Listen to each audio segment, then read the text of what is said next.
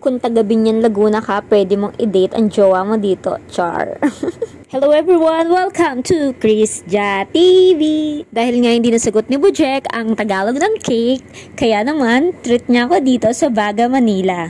Located to dito sa Southwoods, Binyang, Laguna. For as low as 500 pesos, pwede mo nang i-date ang jowa mo, B. Ang maganda dito is pwede kayo magdala ng picnic blanket kasi pwede kang maglatag dyan sa damuhan, kumain, magmuni-muni, tumingin sa langit, ganon.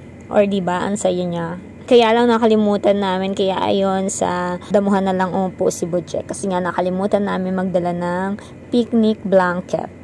So, ayun na nga. Medyo marami din namang foods na pwedeng pagpilian dito. Depende lang sa budget and sa taste nyo kung ano yung gusto nyong kainin dito. Meron mura, meron din namang mahal. Meron masarap, meron din naman sakto lang.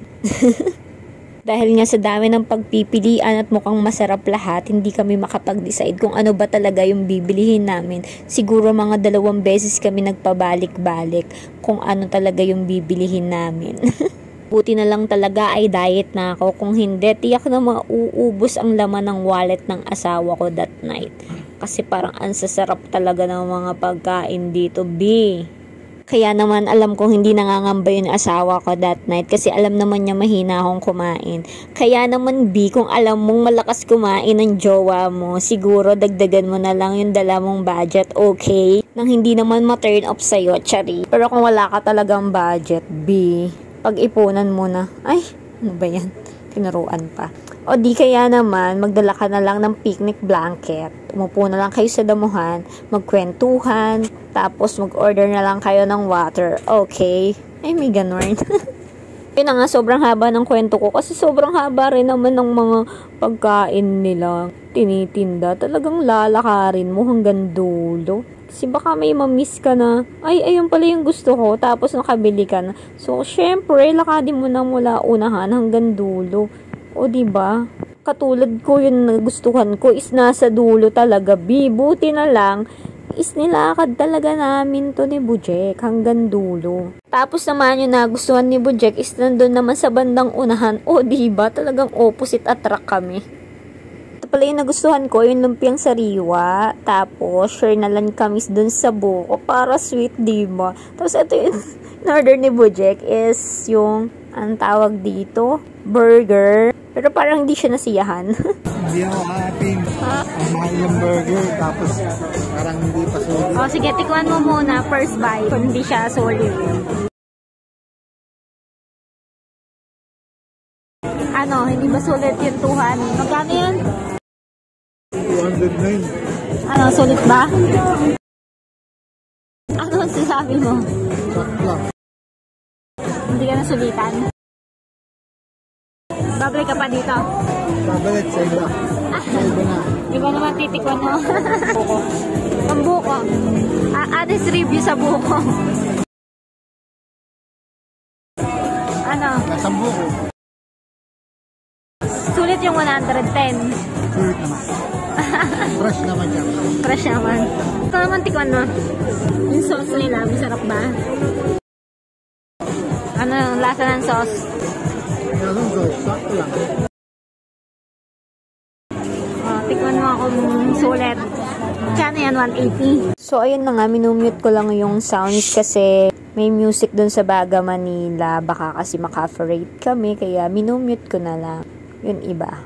So, ayan. Tinitikman na ni Bujek. Mukha naman nagustuhan niya. Nahangap lang sariwa na. Sulit ba? 180 mo? Pwede na. Recommend mo? Pwede na, pwede. Ano? Walang pwede na.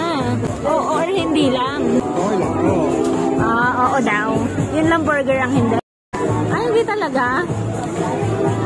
Sa hamburger naman ako maliit. Pero masarap yung lasa. Sakto lang. Ayan. Siya naman magte-taste test to. Tikman mo na dali. Yung lasa. Okay siya, hindi siya matamis. More on na lang sama yung bawang. Lumpiang sariwa. Ano, puro-ubod ng ano.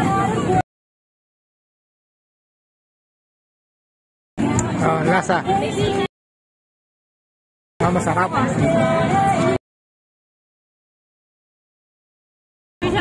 Nare-recommend mo?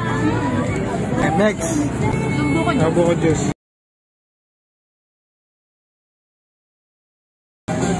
Di ba? Puro. Talagang buko juice yan. Ito naman, Dre. Ang kalahati. O, di ko tumikip. Natin to, hindi ito marirecommend ni Budik. First bite.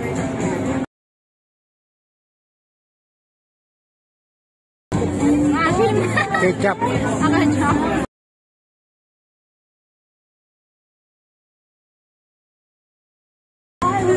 Baka naman siya. Baka nga. May bacon. May bacon. Masarap naman. Pero ano, maliit tsaka mahal. Okay naman sa akin. For me, okay. Pero naliliitan daw si Budik. Okay lang sa akin, masarap siya. Okay, thank you. Kasi mahal na talaga bilhin na yan, B. Ayun na nga, dahil diet kami, hindi namin naubos yung lumpia, nakakapag-take out pa kami, o diba? Kung tatanungin nyo naman kung babalik pa kami sa Baga, Manila, oo naman daw, babalik pa naman daw po kami ni Bojack, basta daw po may pambudget daw po uli siya, pan-date sa akin, kasi baka madami daw po ako ituro sa susunod na balik namin. At dito na nga po nagtatapos ang aming pong date sa Baga, Manila. May bayad nga po palang parking 40 pesos. Thank you for watching. Don't forget to like and subscribe para lagi po kayong updated sa aming mga bagong video uploaded. Babush!